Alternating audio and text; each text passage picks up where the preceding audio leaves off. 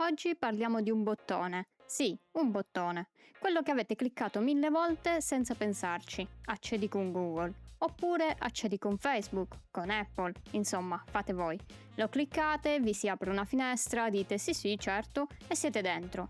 App nuova, niente scegli una password di almeno 8 caratteri con una maiuscola, un numero e il sangue del primogenito. Comodo, no? Ma vi siete mai fermati a pensare ad una cosa? A quell'app che magari avete scaricato 2 minuti fa e non conoscete. Non avete dato la password di Google? Mai. Eppure adesso siete loggati. Com'è possibile? E soprattutto, come avete appena autorizzato esattamente? Dietro quel bottone c'è una tecnologia che si chiama OAuth. Nasce per proteggervi, per evitare di dare in giro la vostra password, ma come spesso succede, quello che nasce per proteggere può anche essere usato contro di voi.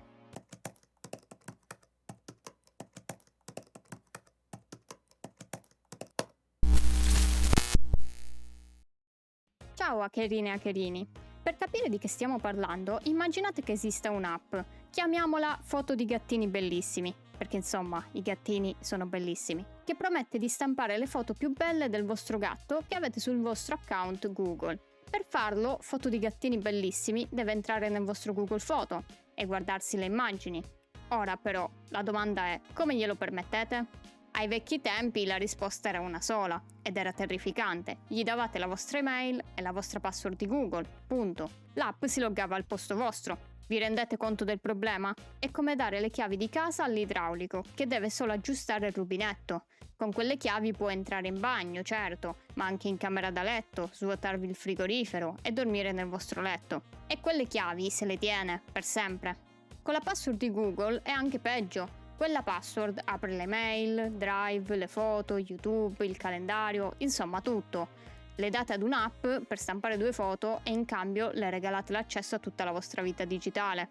E se cambiate la password, l'app smette di funzionare e se l'app viene bucata, gli hackerini hanno la vostra password in chiaro, un incubo. Serviva quindi un modo migliore, serviva un modo per dire ti do il permesso di fare solo questa cosa, solo per un po' e senza darti la mia password. Ed è esattamente qui che entra in scena OAuth. Avete presente tipo nei film quella persona che si occupa della macchina quando la si lascia ad un hotel di lusso? Non gli si dà il mazzo di chiavi, gli si dà una chiave speciale. Quella accende il motore e apre la portiera, giusto per spostare l'auto. Ma non apre il bagagliaio e non apre il cassetto dove tenete i documenti. Ecco, OAuth è esattamente quella chiave lì. Invece di dare all'app la vostra password, il mazzo completo quindi, OAuth fa sì che Google consegni all'app una chiave usa e getta, limitata, del tipo questa app può vedere le vostre foto, solo le foto, non la mail, non i contatti, non i pagamenti, e se cambiate idea gliela togliete quando volete. L'app non vede mai la vostra password, vede solo questa chiave limitata. E questa chiave nel mondo OAuth si chiama token. Ok, però adesso la parte croccante. Vediamo cosa succede quando cliccate quel dannato bottone. E per non impazzire mettiamo in scena 3 personaggi. Voi, che vi chiamerete Alice, come da tradizione, l'app, quindi foto di gattini bellissimi, quella che vuole vedere le vostre foto, e poi Google, il padrone di casa, quello che custodisce il vostro account e le vostre foto. In realtà questi 3 protagonisti hanno nomi più seri, ma diciamolo, noiosi.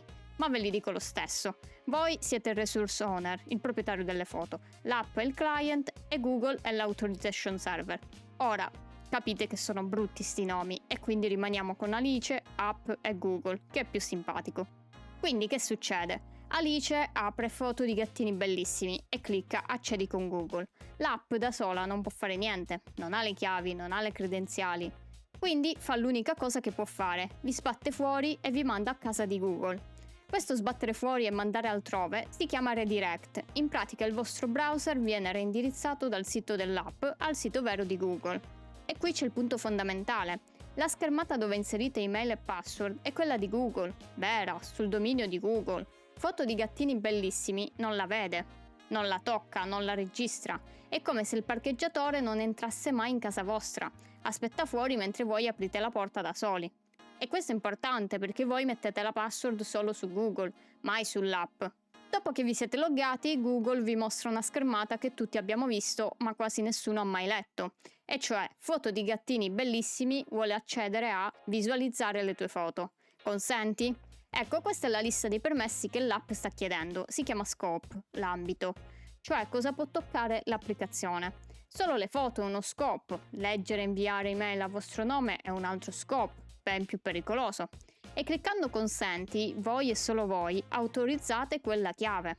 Quindi voi cliccate consenti e adesso Google fa una cosa curiosa. Non dà subito la chiave all'app, prima vi rispedisce indietro verso foto di gattini bellissimi. E questo è un altro redirect, ma stavolta con in tasca un codice temporaneo, una specie di scontrino, cioè l'Authorization Code.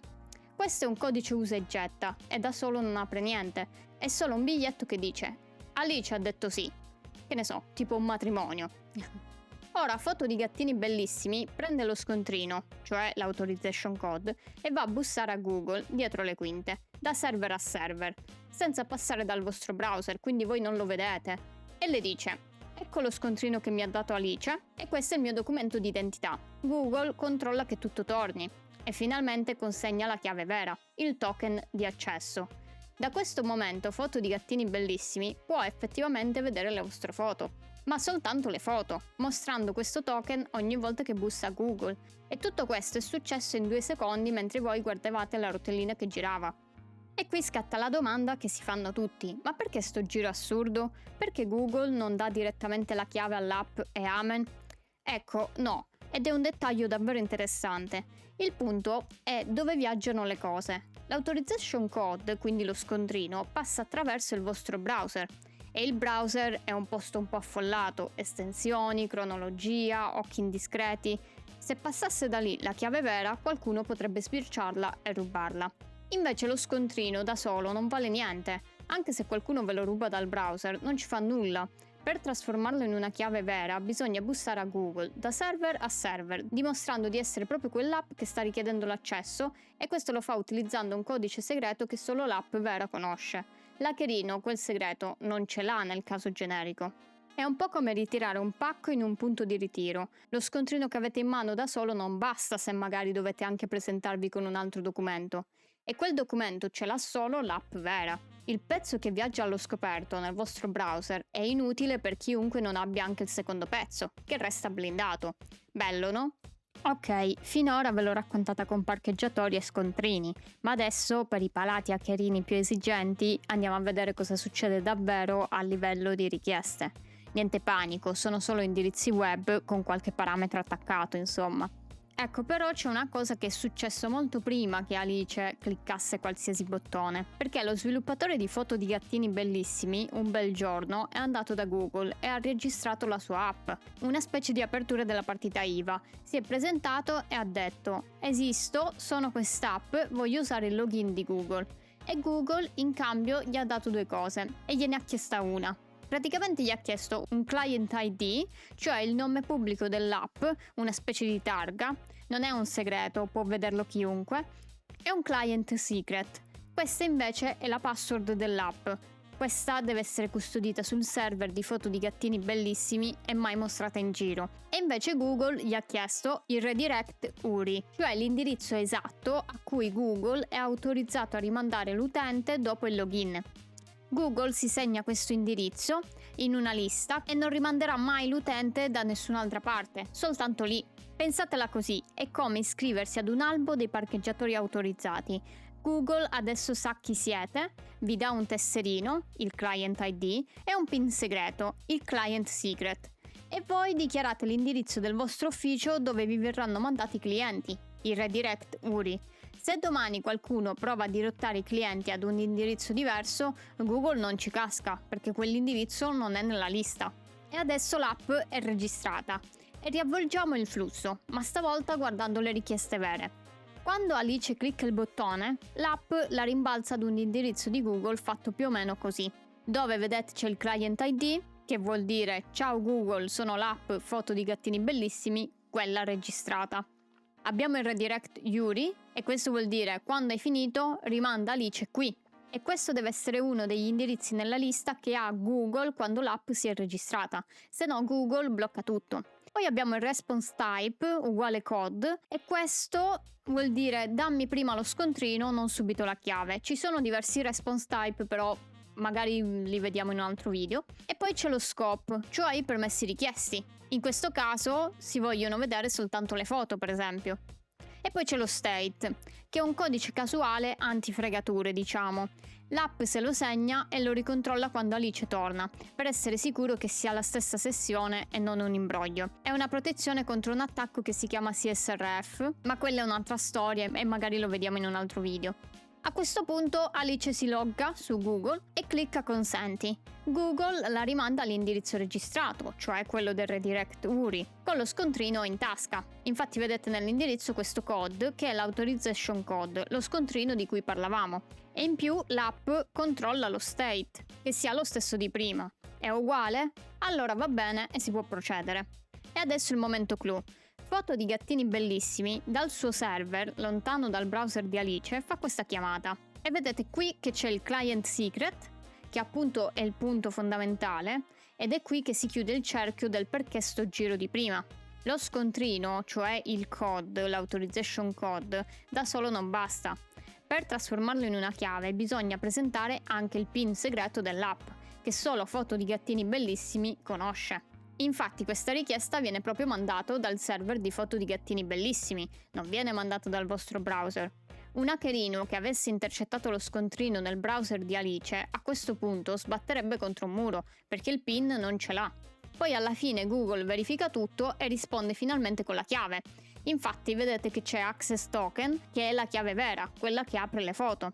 C'è questo parametro expired in, che vuol dire che il token muore tra un'ora, quindi è proprio usa e getta, quindi come promesso. E poi abbiamo questo refresh token, che praticamente è un tagliando per farsi dare una chiave nuova quando la vecchia scade, senza dover rompere le scatole ad Alice ogni ora. Questo è un altro concetto che magari vedremo in un altro video. Però da qui in poi, ogni volta che Foto di gattini bellissimi vuole vedere le foto, bussa a Google mostrando il token. Infatti, come vedete, quel bearer significa letteralmente portatore. Chi possiede questa chiave entra, che è comodissimo. Ma è anche il motivo per cui un token rubato è un problema serio. La chiave non chiede sei davvero tu, apre e basta a chiunque la impugni. E questo insomma è il flusso che fa OAuth. Ma proprio adesso che sapete che l'app deve essere registrata e che la schermata di consenso è una cosa legittima di Google, arriva la domanda scomoda. E se a registrare l'app fosse l'hackerino? E qui sta il colpo di scena, perché registrare un'app su Google non è un privilegio dei buoni, lo può fare chiunque, anche l'hackerino. E questa è proprio la truffa del consent phishing, il phishing del consenso. Insomma, vi arriva un'email, sembra normalissima, del tipo documento condiviso con te, oppure la tua casella è quasi piena, verifica l'account. E dentro c'è un bottone. Lo cliccate e bam, si apre una schermata di consenso di Google, vera, quella autentica, sul dominio di Google, col lucchetto verde, tutto in regola. Perché stavolta non è una pagina contraffatta, è proprio Google che vi sta chiedendo in modo legittimo se volete autorizzare un'app. Il problema è quale app. Si chiama qualcosa tipo Google Security o Document Viewer, un nome rassicurante messo lì apposta, e i permessi che chiede sono insomma leggere tutte le vostre email, inviare email a vostro nome, accedere a tutti i vostri file su Drive. E voi di fretta, convinti che sia una cosa di Google, perché la schermata è di Google davvero, cliccate consenti. Ecco, avete appena dato all'hackerino un token che apre la vostra email e il vostro Drive. E adesso arriva il bello, o dovrei dire il brutto, perché l'hackerino non ha la vostra password, quindi cambiarla non serve a niente. Lui ha il token, e il token è un'altra chiave. Avevate la verifica in 2 passaggi attiva? Non importa. Voi avete già superato la verifica quando vi siete loggati. Il token vive al di là di quel controllo. E oltretutto è silenzioso. Nessun nuovo accesso da dispositivo sconosciuto, perché tecnicamente nessuno ha fatto un accesso. C'è solo un'app autorizzata che fa il suo lavoro. Solo che il lavoro è svuotarvi la casella. Avete presente la chiave del parcheggiatore di prima? Ecco, è come se vi avessero fatto firmare, di corsa e senza leggere, un foglio che dà al parcheggiatore la chiave completa di casa, e voi avete firmato pensando fosse la ricevuta del parcheggio. E no, prima che me lo chiediate, una password robusta qui non vi salva, perché la password non è mai entrata in gioco. Il punto debole non è il muro, è la porta che avete aperto voi. Ovviamente ci sono anche altri attacchi di cui magari vi parlerò in altri video, però insomma abbastanza paura diciamo. La buona notizia è che difendersi è abbastanza facile. Quando appare la schermata di consenso fermatevi e guardate due cose: il nome dell'app, la conoscete davvero, l'avete cercata voi, e i permessi che chiede. Un'app per modificare le foto che vuole leggere e inviare email a vostro nome non ha proprio senso. Se i permessi sono spropositati rispetto a cosa dovrebbe fare l'app, chiudete tutto. Poi probabilmente avete decine di app collegate al vostro account che avete dimenticato da anni. Andate a controllare, tipo per Google potete andare su myaccount.google.com, sicurezza, app e servizi di terze parti e vedere cosa c'è. O per Facebook potete andare nelle impostazioni su app e siti web. Insomma, quel sito a cui vi siete iscritti nel 2019 per un test che personaggio sei probabilmente ha ancora accesso. Fate un giro lì ogni tanto. E poi tutto quello che non riconoscete o non usate più, revocate l'accesso. È un click, togliete la chiave e quel token muore all'istante. Questa è la mossa che spegne davvero l'accesso. E se mai doveste accorgervi di aver autorizzato qualcosa di losco, revocate subito e poi cambiate comunque la password per sicurezza e controllate i filtri della vostra email. Gli hackerini spesso ne creano di nascosti per inoltrarsi le vostre email. Però a questo punto c'è anche un'altra domanda da farsi. Se uso accedi con Google ovunque, alla fine, ho un unico account che ha la chiave di tutto? Non è un po' rischioso?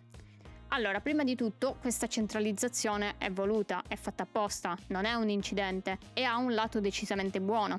Pensateci, prima avevate magari 50 password sparse su 50 siti, 50 serrature, e alcune erano dei catorci, magari siti che salvavano la password in chiaro senza la minima protezione. Con OAuth invece spostate tutta la fiducia su una serratura sola, ma blindata. Google o Apple o chi per loro ha un team di sicurezza, rilevamento delle anomalie, verifica in 2 passaggi. Una serratura fatta benissimo vale più di 50 fatte coi piedi. E in più avete un solo posto dove attivare l'autenticazione a 2 fattori e un solo cruscotto dove revocare tutto. Insomma, comodo e in media più sicuro. Ma c'è sempre un ma. Avete anche creato quello che si chiama Single Point of Failure. Un unico punto che se salta fa saltare tutto. Perché se vi bucano l'account Google non perdete un servizio, li perdete tutti insieme. Avete messo tutte le uova nello stesso paniere. Un paniere robusto per carità, ma sempre uno solo. E se per qualche motivo Google vi blocca l'account, magari per un errore, vi ritrovate chiusi fuori anche da servizi che con Google non c'entravano niente. E poi c'è il dettaglio più sottile, la privacy. Ogni volta che fate accedi con Google, state dicendo a Google quali app e servizi usate. Diventa un po' un osservatore con un posto in prima fila sulle vostre abitudini. Non è una vulnerabilità di sicurezza, ma è un prezzo che pagate. Ora non dico che Google sta lì a vedere quali app uso io esattamente, però insomma è una cosa che bisogna sapere. Quindi è un problema tecnico? No, OAuth fa il suo lavoro alla perfezione. È piuttosto una scelta. I token sono limitati per ogni app, quindi un'app bucata non vi porta via l'intero account, vede solo quello che le avevate concesso, ma il pilastro centrale resta uno, se cade quello cade tutto. Quindi accedi con Google, è comodo e spesso più sicuro del solito disastro di password, però vale la pena saperlo che state costruendo un castello con un'unica grande porta d'ingresso e quella porta deve essere protetta come se fosse l'unica, perché in fondo lo è. Alla fine OAuth è una di quelle tecnologie che usate ogni giorno senza accorgervene. Vi evita di seminare la vostra password in giro per mezza internet e vi dà chiavi limitate, usa e getta e revocabili. È un enorme passo avanti per la vostra sicurezza, ma proprio perché è così comodo e così invisibile abbassa la guardia. E gli hackerini lo sanno, non attaccano più il muro, quindi la password, perché tanto la porticina l'aprite voi con un click, quando avete fretta e non leggete. La regola è sempre la stessa, quella di ogni video di questo canale. Un po' di testa e attenzione. Quel bottone accedi con Google non è il nemico è il click automatico, fatto senza guardare. Se vi è piaciuto il video lasciate un like e iscrivetevi al canale per altri contenuti sul magico mondo della cybersecurity. Ciao, alla prossima!